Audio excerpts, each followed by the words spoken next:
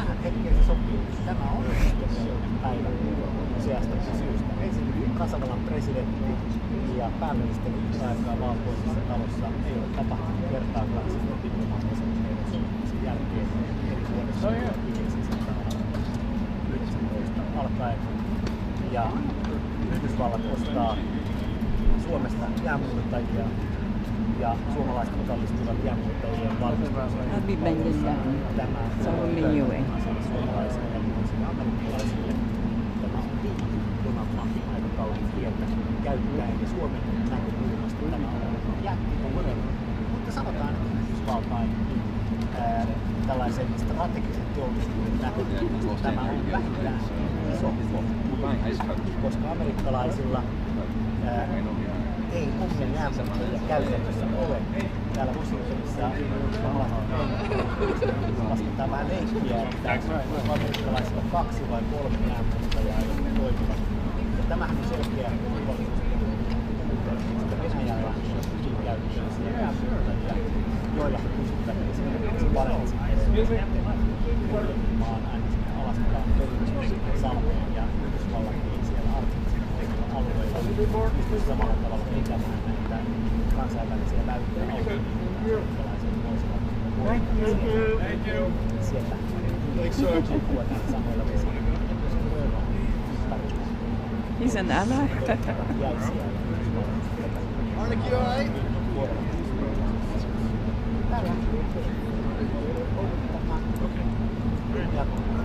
Ja työvuodessa muodostumassa tähän Aleksanterin saapumista varmasti Suomessa lähtisessä siirrytään ja käännetään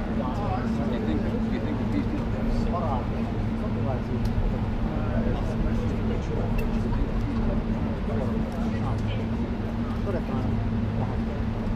todetaan nyt vähän tällainen tosiasia siitä, kun moni pohtii sisäpäin Aleksanterin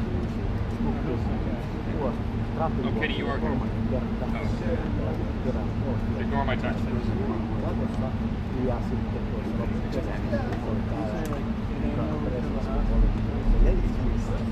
henkivartija varmistetussa yhdessä Trumpin ja Zelenskin tapaan tällaiset sanailuksia. Ja sitten hän on täällä Trumpin yhdysvalloissa kolmannen kielen. Olin paikan päällä presidentin parissa valkoisessa talossa Suomessa. Beautiful, oh my goodness. The breeze. Kun ajatellaan myös Trumpin diplomatiaa, niin kyllähän tämä on ministeri lähtistä. Sekä Sauli Niinistö että Aleksanterin kuullaan historialaisilla kehon kielellä kasvattamaan toimitussuhteiden Trumpiin. Jos pitäisi sanoa joitakin tutkimuksista vahvempia opiskelun etelävaltioissa Birminghamin yliopistossa ja golf-stipendia siellä täydellistä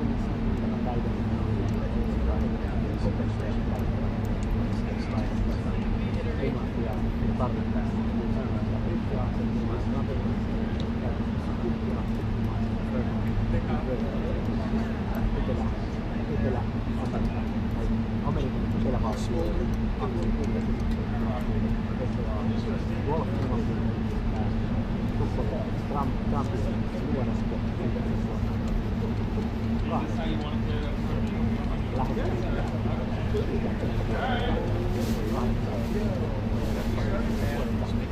tämmöinen suovakäyjä omia tukeutumisia sanotaan vähän jänti ja tällaiset ylpeät olen aika suora vaikutusta mielestäni on väärin jättää arvioita on. Ja valitettavasti Trumpin diplomatiassa on niin, että esimerkiksi Ruotsin pääministeri että hänen tällainen kehokielensä ja karismansa Trumpin vetoa Ruotsin on ollut Suomea vaatimatta.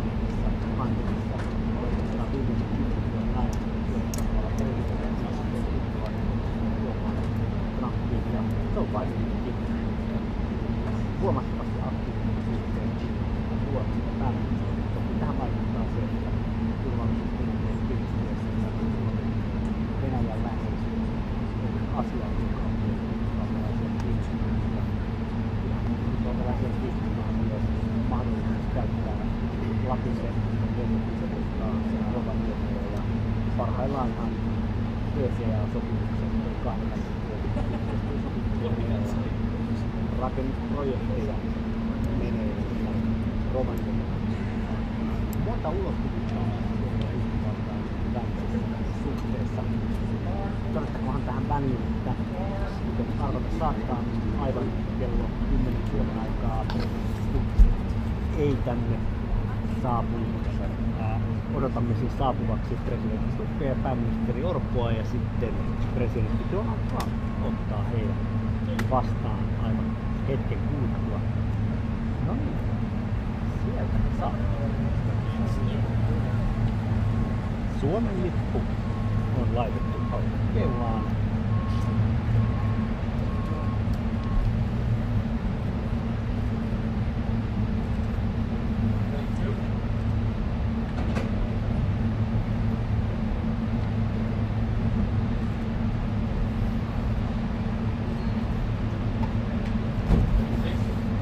Siellä Trump kättelee Stubbia ja jäävät tuohon auton taakse. President Trump, sir, you've got peace in Gaza, possibly. How about peace in Ukraine, sir?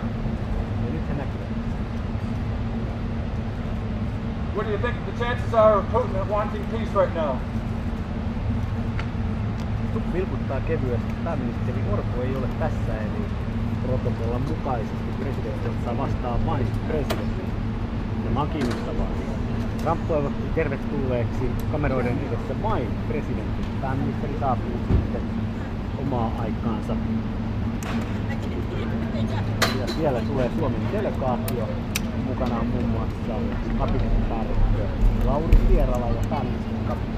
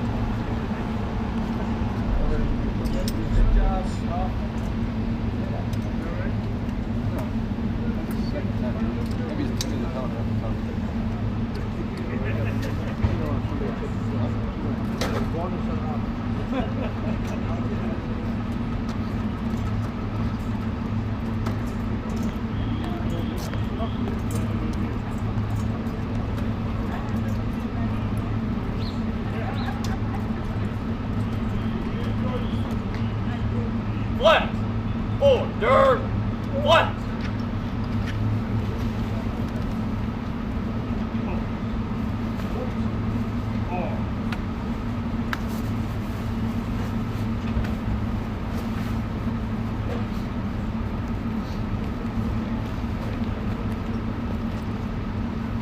Left! Ready! Cut! Flat! Port! Flat!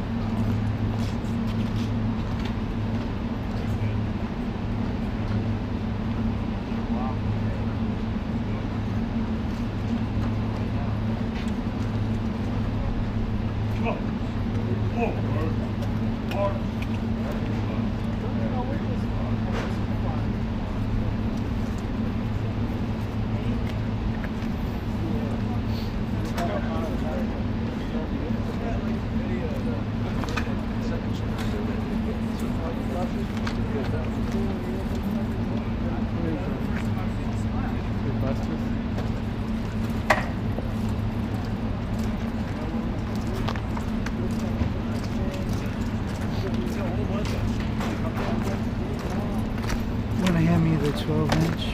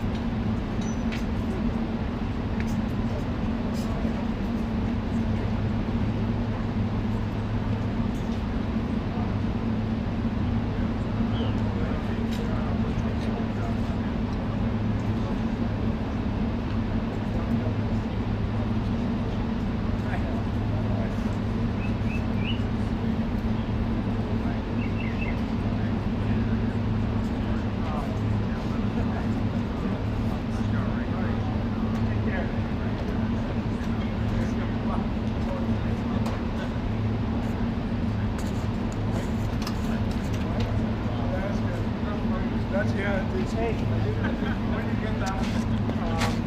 one of the engineers said, maybe we should start doing this. I'm like, hey, that's not a bad idea. So, oh, what's he talking about? What are you talking about? Keeping the end.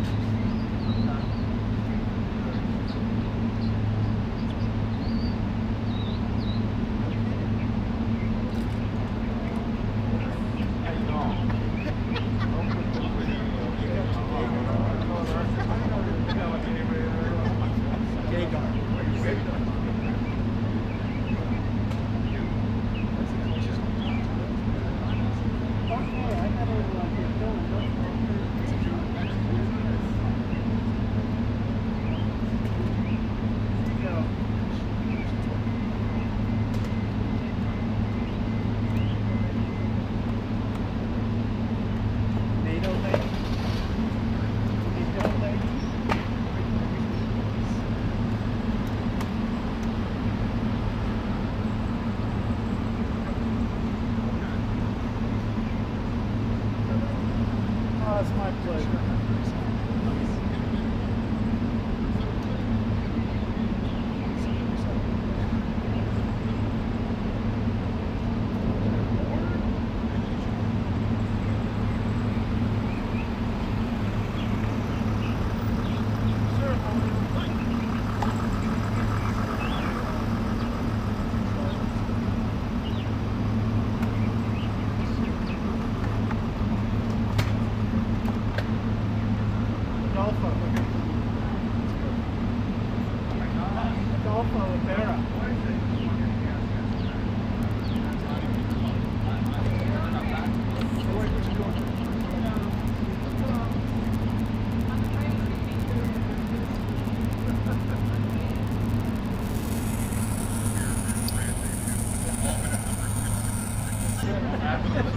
That's the top. That's all.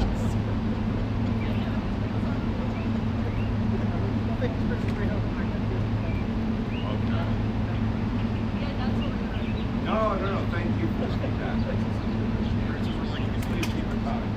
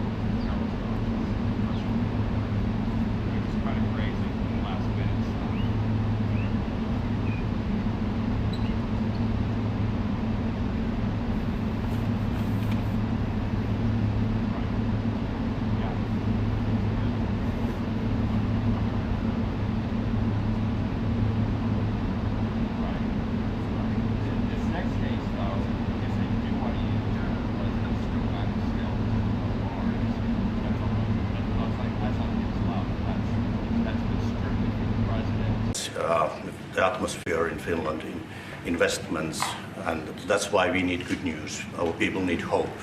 Right. So your border is closed. It's closed. And that's because you have so many Russians trying to get in? Yes, they started to push illegal migrants to our border. That's why we were forced to close it. And people also that don't want to go into the military, I guess, trying to come through, right? Yeah, some of them are escaping. Fortunately, on our side, we don't have that problem. In Finland, No, you have a great military. we have compulsory military service, and as I always say, we have 900,000 men and women who've done it, including myself and the Prime Minister. We have 200. And you've been fighting Russia for a long time. So how many years have you been indirectly fighting Russia? Well, put it From this that. way, we have managed our relationship since the 1300s with about 30 skirmishes, but it's been very peaceful at our border after World War II. 1300s. Yeah, but it's been peaceful at our border since the Winter War and the War of Continuation. But I mean, a lot of it is because we actually have a very large military. It's the biggest in Europe together with Turkey, Ukraine and Poland. We have over 60 F-18s. We just bought 64 F-35s. We'll roll out the first one in Texas in December.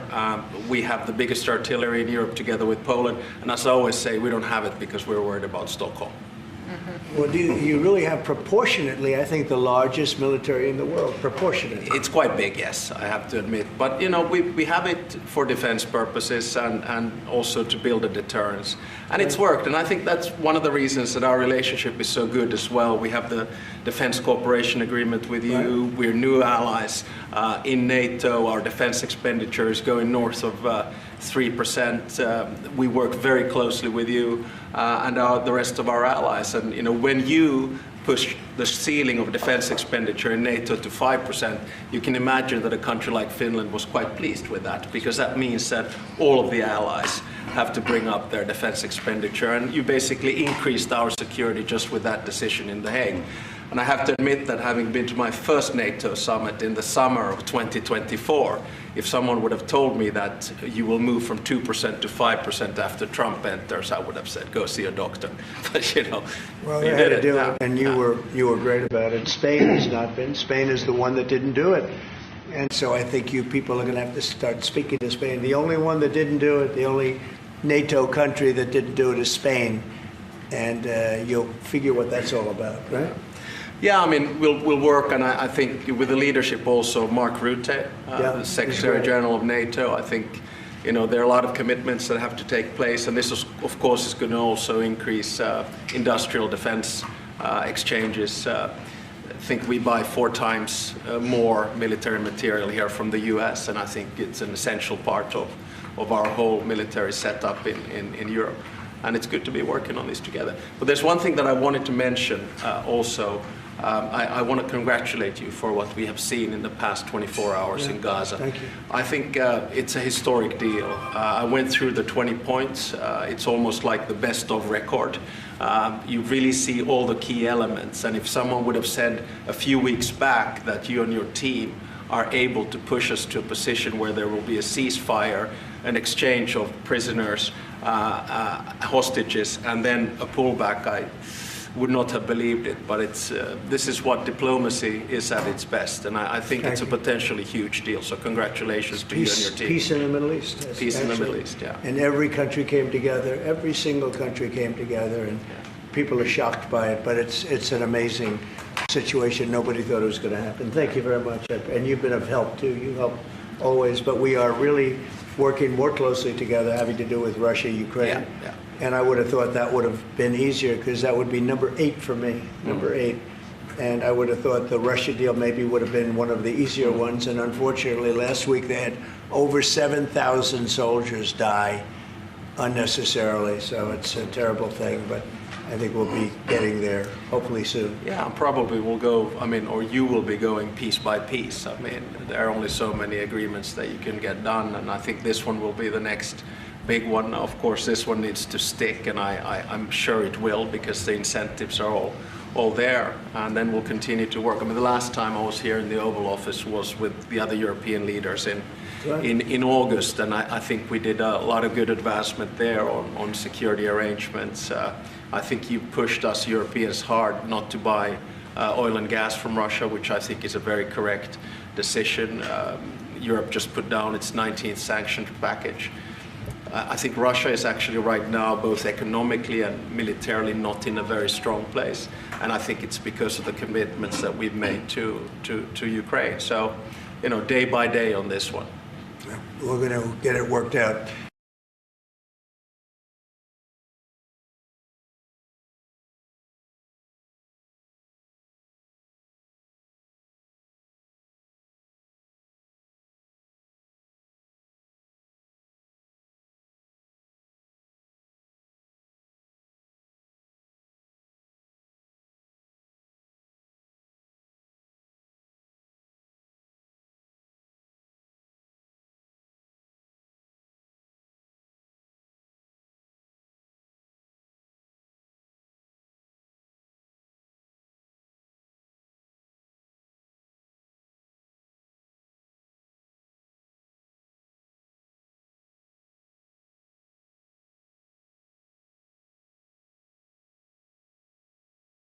and then the King of Jordan. Those would be two that would come. But I think you have to, I mean, my experience with the Nobel Peace Prize comes from Martti Ahtisaari, the former president of Finland. He got it in 2008, and he got it because he negotiated 3 peace agreements on 3 different continents. Namibia in Africa, Kosovo, Serbia in Europe, and then Aceh in Indonesia. And his message was always that when you do a peace agreement, the key is that it looks like an equal match, that the big guy doesn't win over the small guy, and vice versa. But I have to say that the track record of the President of the United States in the past 7 months, 8 months is rather impressive. Mr. President, thank you so much, Mr. President. First of all, thank you, all of you, in behalf of the State of Israel, for everything that you're doing for my country. I want to know, how do you see the Middle East in a year from now under your leadership? And if you see maybe option for normalization between Israel and Saudi Arabia? I think it's going to be great. I think it's the hostages will be coming back Monday or Tuesday. I'll probably be there. I hope to be there, and we're planning on leaving sometime Sunday, and I look forward to it. And everybody I see is celebrating in Israel, but they're celebrating in many other countries too. A lot of the Muslim and Arab countries, they're celebrating. Everybody's celebrating. Everybody loves the deal. So it's a great honor to have been working on it. And as you know, it's all finalized and done. We've had a lot of terrifically talented people. We've had tremendous support from UAE, Saudi Arabia. Qatar has been unbelievable. Egypt, as you know, and Jordan. Indonesia, I mean, it's... I don't want to leave anybody out. Just so many different countries. It's been incredible. Nobody's seen anything like it. So I think in a year from now, it's going to be great. I think it's going to be. Mr. President, how do you rate your chances of winning the Nobel Peace Prize tomorrow? Well, I don't know. Look, I made 7 deals, and now it's 8. Solved the wars, one going 31 years, one going 34 years, one going 35 years, one going 10 years. I made 7 deals. This would be number 8. The one I thought that I was going to make, and I think we will probably, is because it's a ridiculous war. It's a horrible war. The worst since World War II. If you look at the people dying, is Russia, Ukraine. I think we'll do that too. We've a lot of reasons for them to do it, and I think they'll be coming to the table pretty soon. But this is the biggest of them all. This is a big one. Although I think India and Pakistan is very big. 2 nuclear nations. I did that based on trade and because of the tariffs. If we didn't have tariffs, you wouldn't have been able to do it. But I said, if you guys are going to fight, I'm putting 100% tariffs on each of you. And they immediately stopped fighting. And that was going to go nuclear. You know, that was back and forth. So I know one thing. I don't know what they're going to do really, but I know this, that nobody in history has solved 8 wars in a period of 9 months, and I've stopped 8 wars, so that's never happened before. But they'll have to do what they do. Whatever they do is fine. I know this. I didn't do it for that. I did it because I saved a lot of lives, and that's the thing that bothers me so much about the Russia-Ukraine. 7,000 people are dying a week.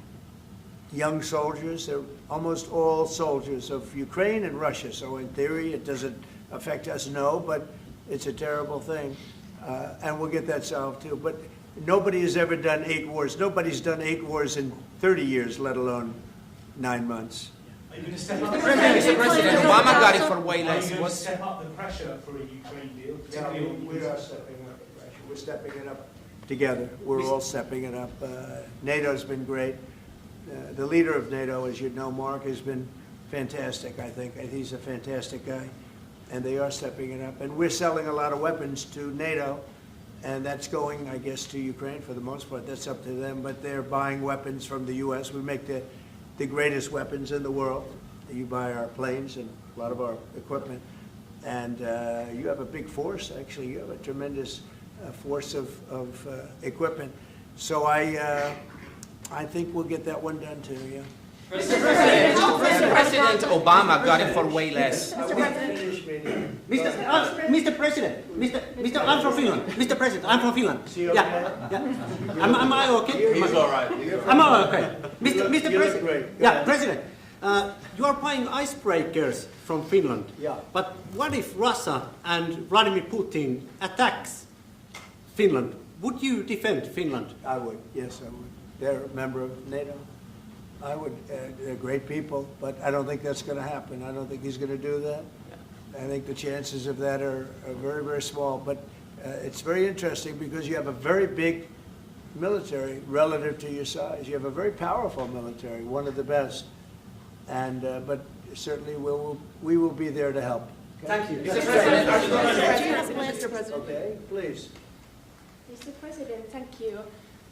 We have a big border, as our president said. How would you exactly defend Finland? And yeah, thank you. Say what? How would you defend Finland? Vigorously. Can I just add on that? We're very pleased with the fact that we have so much training going on with American soldiers right now. So they're getting experience from Arctic conditions, and we're integrating our militaries together, working not only through the DCA agreement, but other ways as well. We see that day to day in the work that we do, and it's working well. Okay? Yes. Please. Yeah, thank you. How do you see this? From? I'm from Finland too, Finnish news agency. This is very impressive. So, Mr. President, Better than our reporters. thank you. So, how do you see the situation in the Arctic developing? Are there going to be any mutual plans for Finland and U.S. to collaborate there? We have a lot of relationships together. I mean, mostly buying our military equipment. They buy a lot of it. They have an order, I guess, 60 planes, 64 F-35s, and many other things too. It's a big order. Big countries don't order that many planes. You know, it's 10 billion. You have a lot of aircraft, a lot of great military. We make the best military equipment. They buy a lot from us, so it's very good. We're going to work together very closely with Finland and with NATO. We have a very good relationship. As you know, I requested that they pay 5%, not 2%, and most people thought that was not going to happen, and it happened virtually unanimously. We had one laggard. It was Spain. Spain. You have to call them and find why are they a laggard, and they're doing well too. You know, the funny thing, because of a lot of the things we've done, they're doing fine. They have no excuse not to do this, but that's all right. Maybe you should throw them out of NATO, frankly. Mr. President. Please, go ahead. What are you planning to do with Tall that? gentleman, nice tall gentleman, guy with the yellow shirt. Thank you, Mr. President. I wanted to change gears just really quickly and ask you, you're going to Walter Reed tomorrow? What are you having done, and how are you feeling? I'm meeting with the troops, and I'm also going to do a sort of semi-annual physical, which I do, and I think I'm in great shape, but I'll let you know. But I have no difficulty thus far. Is there wood around here? I'm not going. No difficulty. Physically, I feel very good. Mentally, I feel very good. You know, I did about 6-7 months ago. I do physicals. I like to, when I'm around, I like to check always early. Always be early. It's a lesson for a lot of people. But I also did a cognitive exam, which is always very risky because if I didn't do well, you'd be the first to be blaring it. And I had a perfect score. And one of the doctors said he's almost never seen a perfect score. I had a perfect score. I got the highest score. And that made me feel good. When they asked, would I like to do one? I said, yeah. I said, did Obama do it? No. Did Bush do it? No. Did Biden do it? I definitely did. Biden wouldn't have gotten the first 3 questions right. No, Biden didn't do it. Biden should have done it. I'm actually a person that believes that if you're president, you should do a cognitive exam. But last time I took a cognitive exam, and it was a perfect score. The doctors announced it. And by the way, not the easiest test. The first few questions are pretty easy. Once you get into the middle, it gets a little trickier. And there aren't a lot of people in this room that would get every single question right, I can guarantee You're putting me in a difficult spot now. Next question. Mr. President, Obama got the Nobel Peace Prize for way less than you did, and you President Obama got the Nobel Peace Prize for way less. Doing nothing. Exactly. Obama got a prize. He didn't even know what he got. He got elected, and they gave it to Obama for doing absolutely nothing but destroying our country. No, he was not a good president. The worst president was Sleepy Joe Biden, but Obama was not a good president. Are you going to do something with the They Hezbollah? gave him a prize. How many months after he won the election, then they gave him the Peace Prize, right? It was right before he was elected. Are you going to take My election was a much more important election. Now that you're fixing the situation between Hamas and Israel, are you going to be taking care of the Hezbollah or the Lebanese armed forces to take care of the Hezbollah? Yeah, we'll be able to do that. That will be, it's a smaller part of the puzzle, but very important part. They have a great new ambassador that I appointed, Michelle. Great new ambassador, so yeah, please. Mr. President, you said that the hostages will be released on Monday or Tuesday. What's your strict deadline? When do they have to get released? And how do you make sure each party abides by the deal? It's around that time, yeah. They're working on it very hard. Tuesday after They're in very diverse parts of the earth, okay? They're very, very diverse. Actually, it's, I think they're gonna come through. I'd be surprised if they didn't. I think it'll happen. Mr. President, Go to Gaza. Thank you, sir. The 19th point of the 20-point plan said that in the future there could be conditions in which the Palestinians might eventually get a state. Under what conditions do you think the Palestinians could have their Well, own we'll state look at in it the at the future? time. We're going to see how it all goes, and there's a point at which we may do something that would be a little bit different and maybe very positive for everybody, but we'll be looking at that at the time. Mr. President, do you And I think we'll get to that. I think we'll get to that period too. Yeah, please. Mr. President. Yeah, please. Glasses. Thank you. Mr. President, the United States has previously said that that Europe would have to take more responsibility for its own security. Are you or the U.S. planning to withdraw some of the U.S. forces from the European soil? No, but we may move some around a little bit. I'd ask you that question, Pete. Go ahead. I think that's right, Mr. President. We're very much heartened by your leadership to get NATO to rise up to 5%, which means they can take primary responsibility for defense of the continent.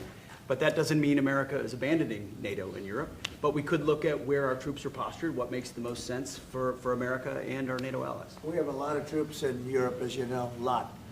And we can move them around a little bit. But no, basically we'll be pretty much set. Go ahead, what's your second? My second question would be, are you planning to impose more sanctions on Russia at this point? I might, yeah, I might. And Mr. President, your 20-point plan says we will encourage people to stay. Can you confirm that as Gaza is rebuilt, that no one will be forced to leave? Yeah, nobody's going to be forced to leave, no. It's just the opposite.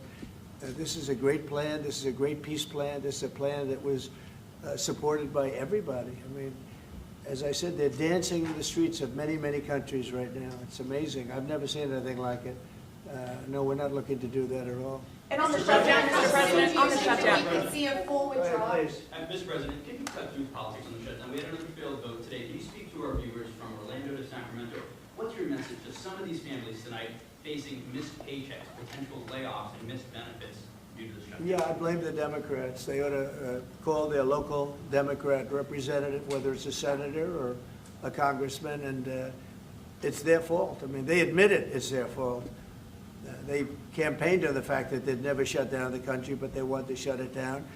And, we have the greatest economy. We're the hottest country in the world right now. I think you'd admit that, the hottest country. We went from a dead country a year ago to the hottest country in the world. So I think they probably don't like that. But we're doing great. I mean, we're doing great. I would say my message is call your local representative, congressman or senator, and tell them to get on the ball. The Democrats have caused this problem. Can I ask one more Congressman? Yeah, please. Thank you, Mr. President. Where are you from? I'm from Finland. I like it. So nice. Uh-oh, here we go. Yeah. Here we go with a killer question. I would like to circle back to the icebreaker deal. So Finland and the U.S. are strengthening their economic partnership through the deal. What other areas of cooperation with Finland do you see as possible at this moment? Good question. We're going to be talking about that in a little while. We're going into the next door room, commonly known as the cabinet room, beautiful room, and we're going to be discussing that. But we'll be doing other things. It's a wonderful country with wonderful people. We've had a long-term relationship, but it's never been as close as it is now. We'll be doing other things. Go ahead. I mean, we've been talking about a lot with the president. I mean, the two specific fields where I think Finland has strengths. One is quantum and quantum computing, and we know that that is basically what gives food for thought for artificial intelligence. That's very important. The second one is actually networks. And you know that there are two sort of safe and trustworthy Western networks right now. One of them is Nokia, and the other one is Ericsson. And actually 70% of all broadband in the United States is Nokia. So one of the things that we could work on together is creating the 6G space through networks. And we actually, Nokia has 7,000 people working here in the United States and an American CEO. Okay, anybody else? What is the international stabilization force that's going to deploy to Gaza? What is that going to look like? To be determined, really I think there's going to be a large group of people determining what it will be, and a group of people funding it that are very rich countries are going to be funding it. People want to see this work. It's going to work. It's absolutely going to work.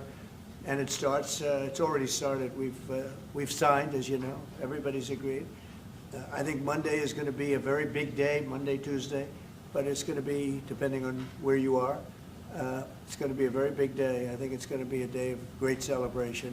I've never seen anything like it. The streets of so many countries right now, they're just roaring with love and with praise for the people that did this. And these are countries that did this. The whole world came together for this, even Iran. And I really thank them for it. Iran came out and said this is a good thing. This is a very good thing. So it was terrific. It's been a terrific experience for me. Thank you very much, everybody. Thank you. Thanks, guys, for having us. Thank you. Thanks, guys. Thank you, Senator. Thank you, Press. Thank you, Press. Thank you, Press. Let's go. Let's go. Thank you. Thank you, guys. Thank you. Keep going. Keep going. Keep going. Let's go. Thank you. Thank you. Thanks, guys. Let's go. Let's go. Thank you. Jeff. Thank you. Keep going.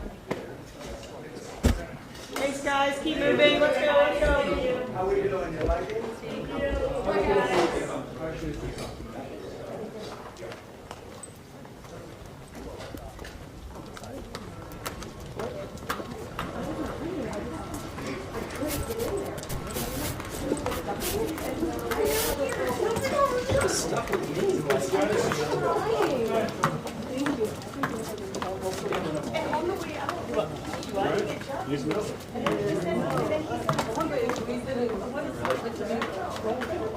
Very nice. Maybe not. It's not a big deal, so. We're switching all the things. Never know. Yes. But thank you for the help. Always. Yes.